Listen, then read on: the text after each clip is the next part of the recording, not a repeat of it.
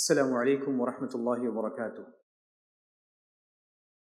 الحمد للہ رب العالمین والصلاة والسلام علی رسولہ الامین نبینا محمد وعلی آلہ وصحبہ اجمعین۔ صدر محترم،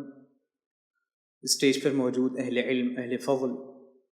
اور محترم حاضرین مجلس، اللہ رب العالمین کا بے حد شکر و احسان اور فضل و کرم ہے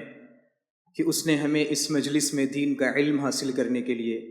صحابہ اکرام کے فضائل سننے کے لیے جمع فرمایا۔ اللہ رب العالمین سے دعا ہے کہ ہمارا اس مجلس میں حاضر ہونا، دین کا علم حاصل کرنا، رب العالمین اسے ہم سب کی مغفرت کا ذریعہ بنائے۔ میں اللہ رب العالمین کے فضل و کرم اور شکر و احسان کے بعد اس کانفرنس کے منتظمین کا شکر ادا کرنا چاہتا ہوں کہ انہوں نے مجھ ناچیز سے حسن ظن رکھتے ہوئے مجھے اس اہم علمی مجلس میں کچھ گفتگو کرنے کا موقع عنایت فرمایا۔ اللہ رب العالمین سے دعا ہے کہ اس کانفرنس کو ان کے حق میں صدقہ جاریہ قبول فرمائے اور ہم سب کو، اور سب سے پہلے مجھے، کہنے اور سننے سے زیادہ عمل کرنے کی توفیق عطا فرمائے۔ آج کی اس عظیم الشان علمی مجلس میں میری گفتگو کا موضوع ہے علی رضی اللہ عنہ، غلو اور تنقیص کے دو متضاد رویے۔ یعنی علی رضی اللہ تعالی عنہ کی شخصیت میں کچھ لوگوں نے غلو کیا ہے، انہیں حد سے زیادہ بڑھا کر پیش کیا ہے، اور انہی کے مقابلے میں کچھ لوگوں نے علی رضی اللہ تعالی عنہ کی شخصیت کو گھٹا کر پیش کیا ہے، ان کی قدر و منزلت میں کمی کی ہے۔ میں کوشش کروں گا کہ اس مختصر سے مقالے میں آپ کے سامنے ان تمام پہلوؤں پر تبصرہ کر سکوں۔ علی بن ابی طالب رضی اللہ تعالی عنہ اسلام کی ان عظیم شخصیات میں سے ایک ہیں جنہوں نے اسلام کی خدمت، دعوت دین کی خدمت میں اپنی پوری زندگی وقف کی۔ آپ نہ صرف اللہ کے نبی صلی اللہ علیہ وسلم کے قریبی رشتہ دار تھے، بلکہ اللہ کے نبی صلی اللہ علیہ وسلم کی سب سے چہیتی بیٹی حضرت فاطمہ بنت رسول اللہ صلی اللہ علیہ وسلم کے آپ شوہر بھی تھے اور آپ مسلمانوں کے خلیفہ راشد بھی تھے۔ لیکن یہ بڑی عجیب بات ہے اسلامی تاریخ میں کہ آپ سے متعلق پوری اسلامی تاریخ میں دو انتہا پسندانہ رویے ہمارے سامنے آتے ہیں۔ ایک وہ لوگ ہیں جنہوں نے آپ کی شخصیت میں غلو کیا، مبالغہ آمیزی سے کام لیا، بلکہ نعوذ باللہ آپ کو الوہیت کے درجے تک پہنچایا، یہ کہا کہ اللہ رب العالمین کے کچھ حصے آپ کے اندر حلول کر گئے ہیں۔ ان کے مقابلے میں کچھ وہ لوگ تھے جنہوں نے علی رضی اللہ تعالی عنہ کی تنقیص کی، آپ کی قدر و منزلت گھٹا کر پیش کی، آپ کے بارے میں نازیبہ کلمات کہے، بلکہ بعض لوگوں نے نعوذ باللہ علی رضی اللہ تعالی عنہ کو کافر بھی قرار دیا۔ اللہ رب العالمین سے دعا ہے کہ اللہ رب العالمین ہمیں ان تمام چیزوں کو سمجھنے کی توفیق عطا فرمائے۔ سب سے پہلے میں اپنی گفتگو کے آغاز سے پہلے مناسب سمجھتا ہوں کہ علی رضی اللہ تعالی عنہ کا ایک مختصر سا تعارف آپ کے سامنے پیش کروں۔ علی رضی اللہ تعالی عنہ کا جو نام ہے وہ ہے علی ابن ابی طالب بن عبد المطلب بن ہاشم بن عبد مناف بن قصی بن کلاب بن مرہ بن کعب۔ اس طرح سے اگر آپ علی رضی اللہ تعالی عنہ کا سلسلہ نسب دیکھیں گے تو علی رضی اللہ تعالی عنہ کا تعلق قریش کے معزز ترین خاندان بنو ہاشم سے نظر آئے گا۔ علی رضی اللہ تعالی عنہ اللہ کے نبی صلی اللہ علیہ وسلم کے چچا زاد بھائی تھے اور عشرہ مبشرہ میں نسب کے لحاظ سے اللہ کے نبی صلی اللہ علیہ وسلم کے سب سے قریبی تھے۔ علی رضی اللہ عنہ کی پیدائش، علی رضی اللہ تعالی عنہ کی پیدائش مکہ مکرمہ میں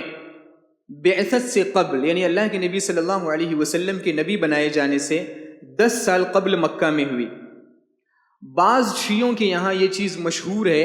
کہ علی رضی اللہ تعالی عنہ کی پیدائش خانہ کعبہ میں ہوئی، اسی لیے آپ دیکھتے ہیں کہ ہر سال شیعہ حضرات ایک جشن مناتے ہیں جسے وہ جشن مولود کعبہ کا نام دیتے ہیں۔ یہ روایتیں، اس طرح کی تمام روایتیں جن میں یہ ذکر کیا گیا ہے کہ علی رضی اللہ تعالی عنہ کی پیدائش خانہ کعبہ کے اندر ہے، یہ تمام روایتیں ضعیف ہیں۔ علی بن ابی طالب رضی اللہ عنہ کے جو والد ہیں ان کا نام ابو طالب بن عبد المطلب ہے، جو قریش میں ایک قابل احترام شخصیت کے مالک تھے۔ البتہ آپ کی والدہ کا نام فاطمہ بنت اسد بن ہاشم ہے، جو بنو ہاشم کی ان اولین خواتین میں سے ہیں جنہوں نے آپ کے والد کے برعکس، یعنی ابو طالب کے برعکس، نہ صرف اسلام قبول کیا بلکہ ہجرت کر کے مدینہ بھی تشریف لائیں۔ علی رضی اللہ تعالیٰ عنہ کا نام، آپ کے والد نے علی رضی اللہ تعالیٰ عنہ کا نام علی رکھا تھا، لیکن آپ کی والدہ نے علی رضی اللہ عنہ کا نام اسد رکھا تھا، کیونکہ آپ کے نانا کا نام اسد تھا۔ اسی کی طرف اشارہ کرتے ہوئے علی رضی اللہ تعالی عنہ جنگ خیبر میں کہتے ہیں انا الذی سمتنی امی حیدرہ کلیث غابات کریہ المنظرہ، کہ میں وہ ہوں جسے میری ماں نے حیدر یعنی شیر کا نام دیا تھا، میں جنگل کے شیر کی مانند ہوں جو دیکھنے میں نہایت ہیبتناک ہوتا ہے۔ علی رضی اللہ عنہ کی کنیتیں، علی رضی اللہ عنہ کی دو مشہور کنیتیں ہیں۔ نمبر 1 ابو الحسن، ان کو ابو الحسن اس وجہ سے کہا جاتا ہے کیونکہ آپ کے سب سے بڑے فرزند کا نام حسن بن علی رضی اللہ تعالی عنہ تھا۔ اسی طرح آپ کی جو دوسری کنیت ہے وہ ہے ابو تراب، اس کے معنی ہے مٹی والا۔ یہ کنیت خود اللہ کے نبی صلی اللہ علیہ وسلم نے آپ کو دی تھی، اور علی رضی اللہ تعالی عنہ کو جب بھی اس کنیت سے پکارا جاتا تھا تو وہ بہت خوش ہوتے تھے۔ آپ کی خلافت اور آپ کی شہادت، خلیفہ ثالث حضرت عثمان غنی رضی اللہ تعالی عنہ کی شہادت کے بعد سن 35 ہجری میں آپ کو خلیفہ بنایا گیا، لیکن آپ کو اپنے دور خلافت میں مختلف قسم کی فتنوں کا سامنا ہوا۔ مثال کے طور سے آپ کے عہد میں، آپ کے دور میں جنگ جمل ہوئی، آپ کے عہد میں جنگ صفین وغیرہ ہوئی، لیکن آپ رضی اللہ عنہ نے انتہائی صبر، عدل اور حکمت کے ساتھ ان تمام فتنوں کا مقابلہ کیا۔ بالآخر 17 رمضان صبح فجر کے وقت عبد الرحمن بن ملجم خارجی نامی شخص نے مسجد کوفہ میں فجر کے وقت آپ پر حملہ کیا، جس کے نتیجے میں آپ شہید ہو گئے۔ اس وقت آپ کی عمر، انتقال کے وقت آپ کی عمر 58 سال کی تھی، اور آپ کو آپ کے دارالامارہ یعنی جس قصر میں آپ کی حکومت تھی اسی قصر میں آپ کو دفن کیا گیا۔ شاید آپ کو تعجب ہوگا کہ یہ چیز بڑی مشہور ہے کہ علی رضی اللہ تعالی عنہ کی قبر نجف میں ہے، بلکہ جس جگہ نجف کو شیعوں کے نزدیک کعبہ کے بعد یا پتہ نہیں کعبہ سے زیادہ سب سے مقدس مقام شمار کیا جاتا ہے، اس کا نام رکھا جاتا ہے العتبہ العلویہ المقدسہ۔ وہاں باقاعدہ حج ہوتا ہے، لوگ وہاں جاتے ہیں زیارت کرنے کے لیے۔ اگر آپ تاریخ کی روشنی میں ذکر کریں گے، تاریخ کی روشنی میں پڑھیں گے تو یہ تمام چیزیں جھوٹی ہیں، یہ تمام چیزیں بے بنیاد ہیں۔ یہ ذکر کیا جاتا ہے کہ علی رضی اللہ تعالیٰ عنہ کو نجف میں دفن کیا گیا، جبکہ تاریخی روایتوں کے مطابق، تحقیق کے مطابق حضرت علی رضی اللہ تعالیٰ عنہ کو نجف میں نہیں بلکہ ان کے قصر الامارہ کوفہ ہی میں دفن کیا گیا۔ ابن تیمیہ رحمہ اللہ فرماتے ہیں کہ بعض جاہل افراد یہ گمان کرتے ہیں کہ علی کی قبر نجف کے اندر ہے، جبکہ کوفہ وغیرہ کے اہل علم جانتے ہیں کہ علی، معاویہ اور عمر بن عاص رضی اللہ تعالی عنہ کو ان کے قصر امارت ہی میں دفن کیا گیا تھا، کیونکہ ڈر تھا کہ جن خوارج نے ان کو قتل کیا تھا وہ ان کی قبر کی بے حرمتی نہ کر دیں۔ علی رضی اللہ تعالی عنہ کا مقام و مرتبہ، علی رضی اللہ تعالی عنہ کا مقام و مرتبہ بہت بلند ہے اسلامی تاریخ میں۔ آپ کے متعدد فضائل اور متعدد مناقب ہیں۔ امام احمد رحمہ اللہ فرماتے ہیں کہ ما روی فی فضائل احد من اصحاب رسول اللہ صلی اللہ علیہ وسلم بالاسانید الصحاح ما روی عن علی ابن ابی طالب رضی اللہ عنہ، کہ حضرت علی بن ابی طالب رضی اللہ تعالی عنہ کے فضائل اور مناقب میں جتنی روایتیں موجود ہیں، اتنی روایتیں کسی اور صحابی کے فضائل اور مناقب کے بارے میں موجود نہیں ہیں۔ علی رضی اللہ تعالی عنہ کی جو فضائل ہیں، میں مناسب سمجھتا ہوں کہ مختصر انداز میں آپ کے سامنے علی رضی اللہ عنہ کے فضائل کا ذکر کر دوں۔ نمبر 1، علی رضی اللہ تعالی عنہ نبی کریم صلی اللہ علیہ وسلم کے بڑے قریبی تھے، اور ان کا اللہ کے نبی صلی اللہ علیہ وسلم سے بڑا گہرا تعلق تھا، کیونکہ علی رضی اللہ تعالی عنہ بچپن ہی سے رسول اکرم صلی اللہ علیہ وسلم کے قریب رہے۔ بچپن میں آپ نے اللہ کے نبی صلی اللہ علیہ وسلم کی کفالت میں پرورش پائی، اور جب جوان ہوئے تو اللہ کے نبی صلی اللہ علیہ وسلم کی لخت جگر حضرت فاطمہ رضی اللہ تعالی عنہ سے آپ کا نکاح ہوا۔ اسی طرح علی رضی اللہ تعالی عنہ ان اولین افراد میں سے ہیں جنہوں نے بچپن ہی میں اسلام قبول کیا، اور آپ تمام غزوات میں شریک رہے، اور تمام غزوات میں اپنی بے مثال شجاعت کا لوہا منوایا۔ جنگ بدر، غزوہ خیبر، غزوہ خندق اور دیگر معرکوں میں آپ کی بہادری کے قصے کتب سیرت اور کتب شمائل وغیرہ میں موجود ہیں۔ نبی کریم صلی اللہ علیہ وسلم کی صحبت بچپن سے لے کر علی رضی اللہ تعالی عنہ اللہ کے نبی صلی اللہ علیہ وسلم کی وفات تک، علی رضی اللہ تعالی عنہ کو اللہ کے نبی صلی اللہ علیہ وسلم کی صحبت کا شرف حاصل ہوا۔ علی رضی اللہ تعالی عنہ اللہ کے نبی صلی اللہ علیہ وسلم کے معاملات کو بڑی گہرائی سے جانتے تھے۔ امام مسلم رحمہ اللہ نے اپنی صحیح میں شریح بن ہانی سے روایت کی ہے، وہ فرماتے ہیں کہ میں عائشہ رضی اللہ تعالی عنہ کے پاس گیا اور میں نے ان سے پوچھا کہ اللہ کے نبی صلی اللہ علیہ وسلم اپنی جرابوں پر مسح کیسے کیا کرتے تھے، تو عائشہ رضی اللہ تعالیٰ عنہ نے فرمایا کہ علی ابن ابی طالب کے پاس جاؤ، کیونکہ وہ اللہ کے نبی صلی اللہ علیہ وسلم کے ساتھ اکثر سفر کیا کرتے تھے۔ اسی طریقے سے علی رضی اللہ تعالیٰ عنہ کی ایک خاص فضیلت یہ ہے کہ آپ کے ہاتھ پر جنگ خیبر فتح ہوئی۔ علی رضی اللہ تعالیٰ عنہ جب غزوہ خیبر میں کئی دنوں کی مسلسل کوششوں کے بعد خیبر فتح نہیں ہو رہا تھا، تو اللہ کے نبی صلی اللہ علیہ وسلم نے ایک رات فرمایا کہ لَأُعْطِيَنَّ هَذِهِ الرَّایَةَ غَدًا، کہ کل میں ایک ایسے شخص کو جھنڈا دوں گا جس کے ہاتھ پر اللہ رب العالمین فتح دے گا۔ اسی طریقے سے اللہ کے نبی صلی اللہ علیہ وسلم نے کئی موقع پر کھلے لفظوں میں علی رضی اللہ تعالی عنہ سے اپنی گہری محبت کا اظہار فرمایا ہے۔ اللہ کے نبی صلی اللہ علیہ وسلم نے خود انہیں اللہ رب العالمین سے سب سے زیادہ محبت کرنے والا اور اللہ کے نبی صلی اللہ علیہ وسلم سے سب سے زیادہ محبت کرنے والا اور اللہ اور اس کے رسول کو ان سے سب سے زیادہ محبت کرنے والا قرار دیا۔ اللہ کے نبی صلی اللہ علیہ وسلم نے غزوہ خیبر کے موقع پر ارشاد فرمایا، کل میں ایک ایسے شخص کو جھنڈا دوں گا جو اللہ اور اس کے رسول سے محبت کرتا ہے اور اللہ اور اس کے رسول اس سے محبت کرتے ہیں۔ اسی طرح اللہ کے نبی صلی اللہ علیہ وسلم نے امت کی نیابت کے ضمن میں علی رضی اللہ تعالی عنہ کو وہی مقام عطا فرمایا جو حضرت ہارون علیہ السلام کو موسیٰ علیہ السلام نے دیا تھا۔ سعد بن ابی وقاص رضی اللہ تعالی عنہ روایت فرماتے ہیں کہ غزوہ تبوک کے لیے جب اللہ کے نبی صلی اللہ علیہ وسلم روانہ ہوئے تو علی رضی اللہ تعالی عنہ کو مدینہ میں اپنا جانشین مقرر کیا۔ تو علی رضی اللہ تعالی عنہ نے عرض کیا کہ یا رسول اللہ، کیا آپ مجھے عورتوں اور بچوں کے درمیان چھوڑ کر جا رہے ہیں؟ تو اللہ کے نبی صلی اللہ علیہ وسلم نے ارشاد فرمایا، الا ترضى ان تكون مني بمنزلة هارون من موسى الا انه ليس نبي بعدي، کیا تم اس بات پر راضی نہیں ہو کہ تم میرے لیے ایسے ہی رہو جیسے ہارون موسیٰ علیہ السلام کے لیے تھے، مگر یہ کہ میرے بعد کوئی نبی نہیں ہے۔ یہاں یہ بات قابل توجہ ہے کہ اللہ کے نبی صلی اللہ علیہ وسلم نے یہ بات غزوہ تبوک کے موقع پر علی رضی اللہ تعالی عنہ کو مدینہ میں عارضی طور پر نگراں مقرر کرتے وقت فرمایا تھا۔ بعض شیعہ حضرات اس سے یہ استدلال کرتے ہیں کہ علی رضی اللہ تعالی عنہ کو اللہ کے نبی صلی اللہ علیہ وسلم نے اپنی زندگی ہی میں اپنا وصی یا اپنا جانشین مقرر کر دیا تھا اور علی رضی اللہ تعالی عنہ کی خلافت کے بارے میں باقاعدہ واضح حکم دیا تھا۔ وہ اس سے استدلال کرتے ہوئے یہ کرتے ہیں، جبکہ اگر آپ تاریخ کی کتابوں میں اور علماء کرام کے اقوال پڑھیں گے تو یہ استدلال نہایت ہی گمراہ کن نظر آتا ہے، اس لیے کہ اللہ کے نبی صلی اللہ علیہ وسلم نے صرف حضرت علی کو نہیں بلکہ دیگر اور بھی صحابہ کرام کو مدینہ میں اپنا جانشین مقرر کیا تھا غزوات میں جاتے وقت۔ عبداللہ ابن ام مکتوم رضی اللہ تعالی عنہ اور دیگر کئی صحابہ کرام ہیں جنہیں اللہ کے نبی صلی اللہ علیہ وسلم نے غزوات میں جاتے وقت اپنا جانشین مقرر کیا تھا۔ تو اللہ کے نبی صلی اللہ علیہ وسلم نے جب حضرت ہارون اور موسیٰ علیہ السلام کا تذکرہ کیا تو موسیٰ علیہ السلام جب اللہ رب العالمین کے پاس ملاقات کرنے گئے اس فترے میں حضرت ہارون علیہ السلام حضرت موسیٰ علیہ السلام کے جانشین مقرر ہوئے، لیکن جیسے ہی موسیٰ علیہ السلام واپس آ گئے ہارون علیہ السلام اپنے اسی مقام پر چلے گئے جو مقام ان کا ان سے پہلے تھا۔ یہی کیفیت حضرت علی رضی اللہ تعالی عنہ کی ہے۔ اس سے یہ استدلال کرنا کہ اللہ کے نبی صلی اللہ علیہ وسلم نے اپنی زندگی ہی میں علی رضی اللہ تعالی عنہ کو اپنا جانشین مقرر کیا تھا، یہ انتہائی غلط ہے۔ اسی طریقے سے علی رضی اللہ تعالی عنہ کی ایک خاص فضیلت یہ ہے کہ علی رضی اللہ تعالی عنہ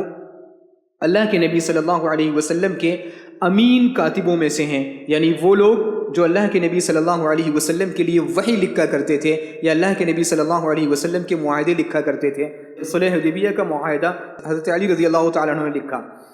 اگر آپ اسلامی تاریخ میں غور کریں گے تو علی رضی اللہ تعالی عنہ کی شخصیت میں آپ کو غلو اور تنقیص کے دو الگ الگ رویے نظر آئیں گے۔ سب سے پہلے میں مناسب سمجھتا ہوں کہ علی رضی اللہ تعالی عنہ کے بارے میں جو غلو کا نظریہ ہے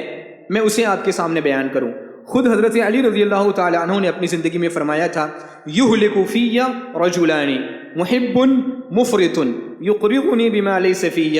ومبغض یبغضنی یحملہ بغضہ علی ان یبہتنی، کہ میرے بارے میں دو قسم کے لوگ ہلاک ہوں گے۔ پہلا وہ شخص جو مجھ سے حد سے زیادہ محبت کرے گا اور مجھ میں ایسے اوصاف بیان کرے گا جو میرے اندر نہیں ہیں، اور دوسرا وہ شخص جو مجھ سے بغض رکھے گا اور اس کی دشمنی مجھ سے بغض کی بنیاد پر اسے جھوٹ بولنے پر آمادہ کرے گی۔ حضرت علی رضی اللہ تعالی عنہ کی شخصیت میں آپ کو تعجب ہوگا کہ انتہائی غلط انداز میں غلو کا مظاہرہ کیا گیا. علی رضی اللہ تعالیٰ عنہ کو وہ صفات دینے کی کوشش کی گئیں جو صرف اور صرف اللہ رب العالمین کی صفتیں ہیں. اللہ رب العالمین ہمارا خالق ہے، رازق ہے، اسی کے ہاتھ میں ہماری زندگی ہے، اسی کے ہاتھ میں ہماری موت ہے. لیکن جن لوگوں نے علی رضی اللہ تعالیٰ عنہ کی شخصیت میں غلو کیا، انہوں نے یہ تمام چیزیں حضرت علی رضی اللہ تعالیٰ عنہ کی شخصیت میں ڈال دیں. علی رضی اللہ تعالیٰ عنہ کی شخصیت میں جو سب سے اعلیٰ قسم کا غلو کیا گیا ہے وہ بعض شیعوں نے کیا، جن کو سبائی فرقہ کہا جاتا ہے، جو عبداللہ بن سبا کے ذریعے پیدا ہوا. اس نے اپنا یہ نظریہ پھیلایا کہ اللہ رب العالمین کی روح حضرت علی رضی اللہ تعالی عنہ کے اندر حلول کر گئی ہے، یعنی علی رضی اللہ تعالی عنہ کو اس نے الوہیت کے درجے پر فائز کر دیا. اسی لیے مشہور مؤرخ ابن عساکر رحمہ اللہ فرماتے ہیں اول من اظہر القول بوجوب امامت علی بن ابی طالب وانہ وصی رسول اللہ صلی اللہ علیہ وسلم عبداللہ ابن سبا، کہ سب سے پہلا شخص جس نے علی ابن ابی طالب رضی اللہ عنہ کی امامت کے وجوب اور ان کے رسول اللہ صلی اللہ علیہ وسلم کے وصی ہونے کے قول کو ظاہر کیا وہ عبداللہ ابن سبا تھا. چونکہ یہ عقیدہ رکھنا کہ اللہ رب العالمین علی رضی اللہ تعالیٰ عنہ کے اندر حلول کر گیا ہے، یہ عقیدہ صراحتاً شرک تھا. اسی لیے علی رضی اللہ تعالیٰ عنہ نے خود اس عقیدے سے سختی سے برات کا اظہار فرمایا اور ایسے لوگوں کو سزا دی. صحیح بخاری کی روایت ہے ان علی رضی اللہ تعالی عنہ حرق قوما ادعوا فیہ الالوہیہ، کہ علی رضی اللہ تعالی عنہ نے خود ایسی قوم کو جلا دیا جن لوگوں نے ان کے اندر الوہیت کا دعویٰ کیا تھا. آپ کو تعجب ہوگا کہ بعض شیعوں نے پورے حوالوں کے ساتھ، میں نے مقالے کے اندر یہ چیزیں لکھی ہیں لیکن وقت نہیں ہے کہ میں ان حوالوں کا آپ کے سامنے تذکرہ کروں. میں آپ کے سامنے ایک مختصر انداز میں تذکرہ کرتا ہوں کہ بعض شیعوں نے حضرت علی رضی اللہ تعالیٰ عنہ کی شان میں کس طرح غلو کیا ہے. تو آپ غور کریں، حضرت علی رضی اللہ تعالیٰ عنہ کو بعض شیعوں نے یہ باور کرایا ہے کہ حضرت علی رضی اللہ تعالیٰ عنہ جنت اور جہنم تقسیم کرنے والے ہیں. نمبر 2، یہ کہنا کہ حضرت علی رضی اللہ تعالیٰ عنہ نبی کریم صلی اللہ علیہ وسلم سے بھی پہلے جنت میں داخل ہوں گے. یہ کہا گیا کہ علی رضی اللہ تعالیٰ عنہ کے حکم سے بجلی گرجتی ہے. یہ کہا گیا کہ علی رضی اللہ تعالیٰ عنہ مردوں کو زندہ کرتے ہیں اور وہی مشکل کشاں ہیں. یہ بھی کہا گیا کہ علی رضی اللہ تعالیٰ عنہ کی اطاعت اللہ رب العالمین کی اطاعت سے بڑھ کر ہے. اور یہ بھی کہا گیا کہ تمام انبیاء اور رسولوں کی بعثت حضرت علی رضی اللہ تعالیٰ عنہ کی ولایت کے اقرار کے لیے تھی. اور یہ بھی کہا گیا، بعض شیعوں نے یہ کہا گیا کہ شب معراج میں اللہ رب العالمین نے اللہ کے نبی صلی اللہ علیہ وسلم سے علی رضی اللہ تعالیٰ عنہ کی آواز میں کلام کیا. چونکہ یہ تمام جو عقائد ہیں یہ کسی بھی انسان کے شان میں، اگرچہ وہ کوئی جلیل القدر صحابی ہی کیوں نہ ہو، ان کو الوہیت یا نبوت کے مرتبے پر پہنچا دیتے ہیں، اور یہ واضح غلو اور واضح قسم کا شرک ہے. بلکہ اگر آپ غور کریں گے قرآن مجید میں تو تمام رسالتوں کا مقصد، تمام انبیاء کا مقصد کسی خاص شخص کی ولایت کو ثابت کرنا نہیں تھا، بلکہ توحید اور عبادت الہی کو قرار دیا گیا ہے. اللہ رب العالمین ارشاد فرماتے ہیں وَلَقَدْ بَعَثْنَا فِي كُلِّ أُمَّةٍ رَسُولًا أَنِ اعْبُدُوا اللَّهَ وَاجْتَنِبُوا الطَّاغُوتَ، کہ ہم نے تمام انبیاء کو اس وجہ سے بھیجا کہ وہ اور صرف اللہ رب العالمین کی عبادت کرو اور طاغوت کی عبادت سے بچ کر رہو. حضرت علی رضی اللہ تعالیٰ عنہ کی شان میں ابھی آپ نے غلو کے مظاہر سنے. اسی طرح حضرت علی رضی اللہ تعالیٰ عنہ کی شان میں کئی لوگوں نے ان کے مقام و مرتبے کو گھٹا کر پیش کیا. علی رضی اللہ تعالیٰ عنہ کی شان کو جن لوگوں نے گھٹا کر پیش کیا وہ دو طرح کے لوگ ہیں. ایک وہ لوگ جنہیں تاریخ میں نواصب کہا جاتا ہے، یعنی وہ لوگ جنہوں نے علی رضی اللہ تعالیٰ عنہ یا صحابہ اکرام یا اہل بیت سے بغض رکھتے ہوئے ان کے بارے میں یا اپنی زبان سے یا اپنی حرکتوں سے تکلیف دہ باتیں کہی ہیں. تو اگر آپ تاریخی طور پر دیکھیں گے تو عثمان رضی اللہ تعالیٰ عنہ کی شہادت کے بعد علی رضی اللہ تعالیٰ عنہ اور امیر معاویہ رضی اللہ تعالیٰ عنہ کے درمیان جو سیاسی اختلاف ہوا تھا، جس کے نتیجے میں بعض لوگوں نے علی رضی اللہ تعالیٰ عنہ کی شان کو گھٹا کر پیش کیا، بلکہ حالات یہاں تک پہنچ گئے تھے کہ ممبروں پر علی رضی اللہ تعالیٰ عنہ کو برا بھلا کہا جاتا تھا. جب عمر بن عبدالعزیز رحمہ اللہ کو خلافت نصیب ہوئی تو انہوں نے ان تمام چیزوں کو بند کر دیا. علی رضی اللہ تعالیٰ عنہ کا جو مقام تھا، کچھ لوگوں نے انہیں اس حد تک گھٹایا کہ کچھ لوگوں نے انہیں چوتھا خلیفہ ماننے سے بھی انکار کر دیا، کہ علی رضی اللہ تعالیٰ عنہ کی خلافت بھی تسلیم کرنے سے انکار کر دی. اسی کی بنیاد پر امام احمد رحمہ اللہ کہتے ہیں کہ جو شخص علی ابن ابی طالب رضی اللہ تعالیٰ عنہ کو چوتھے نمبر پر خلیفہ نہ مانے تو اس سے بات نہ کرو اور اس سے نکاح نہ کرو. اسی طریقے سے وہ لوگ جنہوں نے علی رضی اللہ تعالیٰ عنہ کی شان کو گھٹا کر پیش کیا ان میں سے ایک اہم نام، دوسرا اہم گروہ خوارج کا ہے۔ خوارج وہ لوگ ہیں جن کا ظہور جنگ صفین کے موقع پر ہوا۔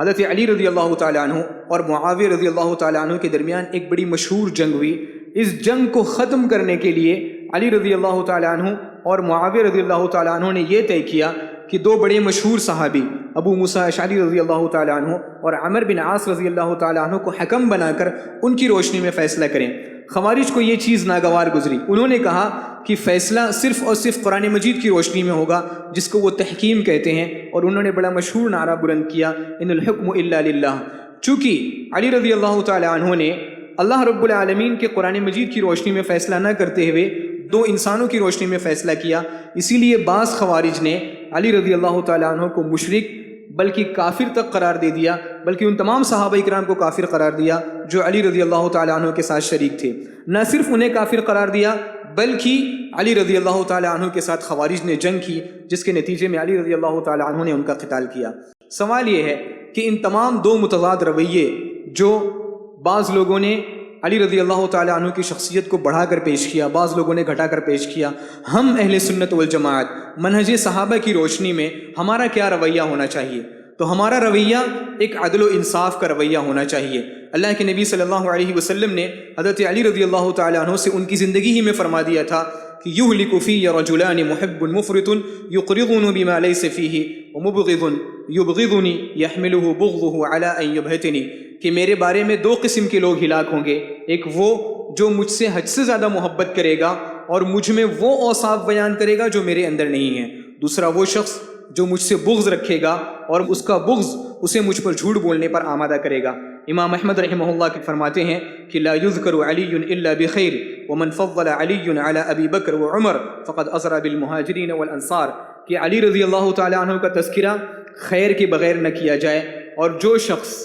ابو بکر اور عمر پر علی کو فضیلت دے اس نے صحابہ اکرام کی جماعت کو کمتر قرار دیا۔ اسی طریقے سے امام احمد بن حنبل رحمہ اللہ فرماتے ہیں کہ جو کسی بھی صحابی کی تنقیص کرے، کسی بھی صحابی کی بے عزتی کرے، اس کا شمار اہل سنت والجماعت میں سے نہیں ہو سکتا۔ امام طحاوی رحمہ اللہ فرماتے ہیں کہ ہم تمام صحابہ اکرام سے محبت کرتے ہیں اور کسی بھی صحابی کی شان میں غلو نہیں کرتے اور کسی بھی صحابی کی شان میں